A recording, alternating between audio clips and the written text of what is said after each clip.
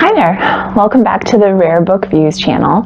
Today I'm excited to talk to you about the books in my Andrew Lang collection. I'm really lucky to have these for so many reasons. I read these, I think, as a kid, and I think actually a lot of us did, but I have a friend who asked me to find him copies. This is his favorite. I have a lot of books that I read when I was a kid, and I love to collect special copies of them, and I do that for some of my friends that ask me to keep an eye out. So this friend of mine said that he read the Andrew Lang books, and I didn't really know exactly what that meant.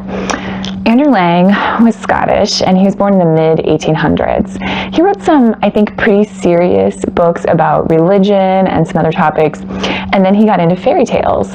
And he and his wife wrote and published these amazing collections of fairy tales. Some of them they translated from French and other languages.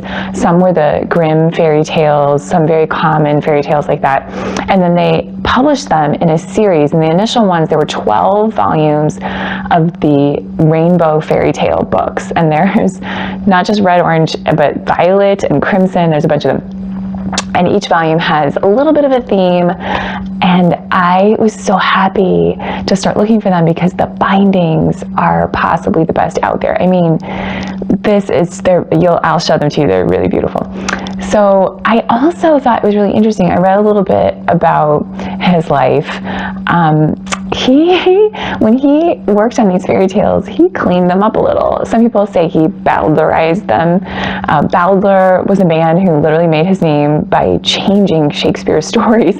He changed them and tried to clean them up so as not to offend people. You know, Shakespeare got a little bit, he had these jokes and things worked in that were a little bit adult, and Bowdler took them out. So that is a term that kind of means cleaning it up in a way that might mean you really changed it. So that is one of the things that Andrew Lang is famous for. And I wonder now, is that why when I read the original Grimms, it is shocking how dark they are? And I wonder if that's why, because I think of the Grimm's fairy tales as the version that Andrew Lang told. And that I used to think it was the Disney version, but now I wonder if there's sort of a line to be drawn there. Anyways, they are beautiful, they are very fun to read, and there are a lot of really interesting additions. So let's take a look.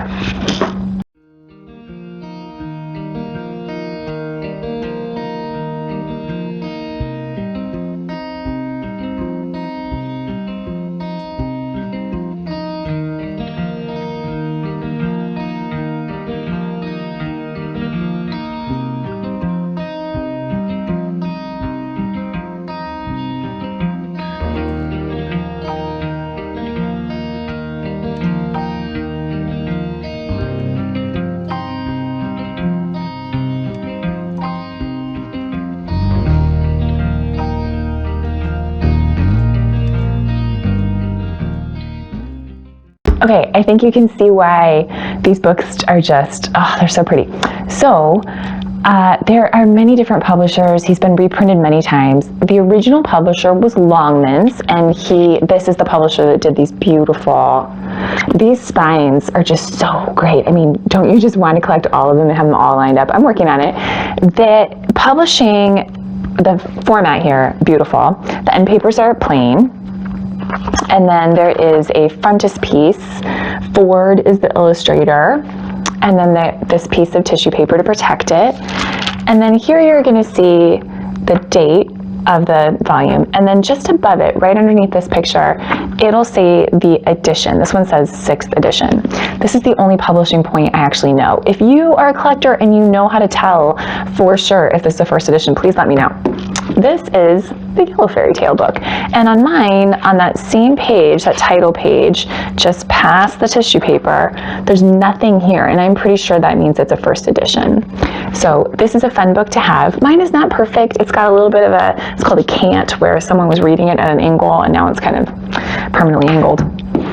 This is a version of the same book that I found at the last book sale I went to, and I'll put a link so you can see all the other fun things I found at that sale. This is fun. This is a David McKay publisher in Philadelphia. This is the American version. You can see there's a color on the front. This is obviously later, but it's undated, so I can't actually tell you. I don't know exactly when it is. It feels like maybe 40s, give or take. pattern end paper. And on the frontispiece,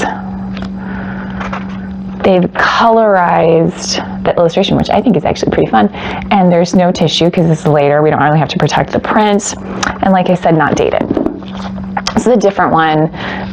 The price range, if you're interested in getting them, if you're going to buy them on an auction site like eBay, the first edition's in the hundreds, I would say, in good condition. This is probably anywhere from 20 to 40, something like that, which seems much more obtainable.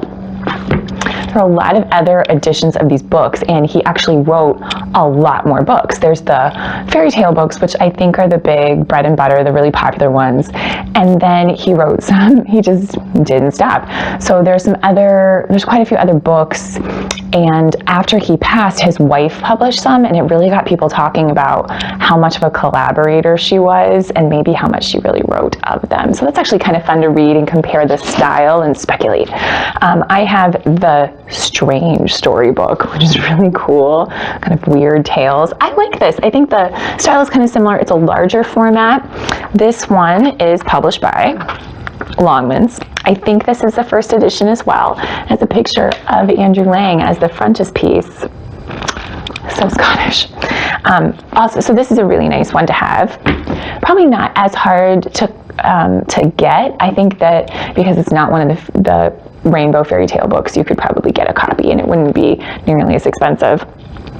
This is a later edition. This is the book of Saints and Heroes. This is a little more serious than the fairy tales. And it's also published by Longmans, but it's obviously later and not quite as elaborate. But I think it's actually in some ways more fun because color frontispiece, it's got that tissue paper, Longmans, and it says new impression. I'm impressed, but it doesn't have a date and it doesn't say what the edition is. So that one also, I found that at a used bookstore for maybe $4. So you can see they run the gamut. Some of the fairy tale books, the rainbow ones, I got at an auction as a lot, and I didn't pay really a ton for them, but at some of them I just can't resist, and I have invested. I call it investing when I spend too much.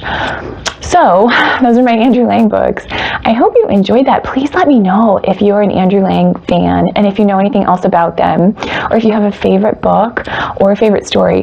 My personal, I cannot remember the name of it, but there's one where this young woman falls madly in love with a man who's been enchanted, and all that survives is his head on a platter, but it's true love. So if you have a favorite story, let me know. And if you enjoyed this, please leave me a comment, subscribe if you're interested. Let me know if there's anything else from the collection you'd like to see, and happy reading.